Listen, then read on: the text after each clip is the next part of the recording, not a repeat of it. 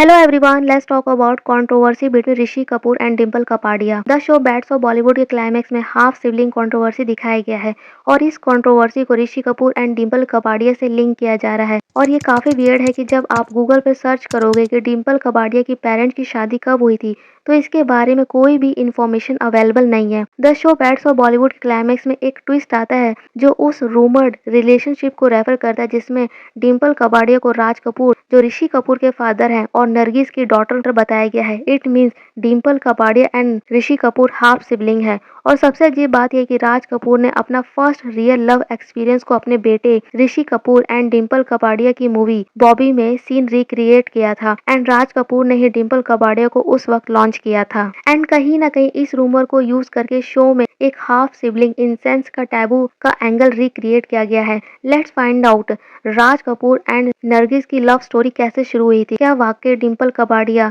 ऋषि कपूर की half sibling है?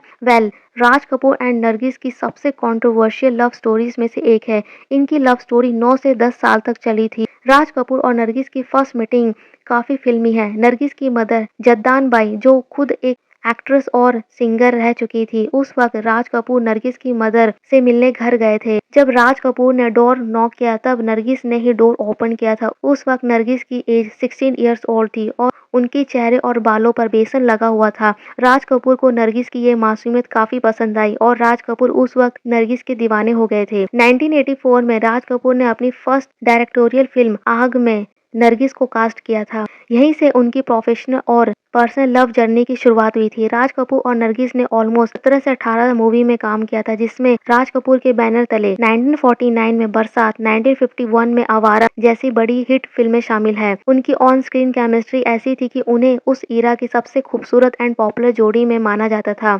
जिस वक्त राज कपूर और नरगिस का प्यार शुरू हुआ था उस वक्त राज कपूर ऑलरेडी मैरिड थे। राज कपूर की शादी कृष्णा मल्होत्रा से हुई थी एंड नरगिस को ये बात पहले से ही पता थी। राज कपूर नरगिस को काफी पसंद करते थे लेकिन वो अपनी पहली वाइफ कृष्णा को डिवोर्स देकर नरगिस से शादी नहीं करना चाहते थे क्योंकि राज कपूर अपनी वाइफ को अपने घर की फर्स्ट प्रायोरिटी मानते थे। बट नरगिस राज कपूर से शादी करने के लिए काफी फ्रस्ट्रेट थी। इवन नरगिस उनकी सेकंड वाइफ बनकर रहने को तैयार हो चुकी थी। इवन उस वक्त मीडिया में दोनों के रिलेशनशिप को लिव इन में रहने की बात की गई थी। अकॉर्डिंग टू रिपोर्ट्स नरगिस ने तब के होम मिनिस्टर मोरारजी देसाई से भी एडवाइस ली थी कि वो लीगली राज कपूर के साथ रह सकती हैं क्योंकि नरगिस मुस्लिम थी और उसमें मल्टीपल वाइफ्स की परमिशन होती है। बट हिंदू एक्ट के अकॉर्डिंग बाईगैमी एक इशू था जिसमें एक वाइफ के रहते हुए दूसरी शादी नहीं की जा सकती थी। फिर भी दोनों का लव कंटिन्यू रहा। 1957 में मदर इंडिया के सेट पर आग लगने के इंसिडेंट में सुनील दत्त ने नरगिस को रेस्क्यू किया था। सुनील दत्त कहीं ना कहीं नरगिस को पसंद करने लगे थे और नरगिस भी सुनील दत्त को पसंद करने लगी थी। रिपोर्टेडली नरगिस राज कपूर को भुलाने के लिए 1958 में सुनील दत्त से शादी कर ली थी। नरगिस की शादी के बाद राज कपूर काफी टूट गए थे। उन्होंने ड्रिंक करना शुरू कर दिया था।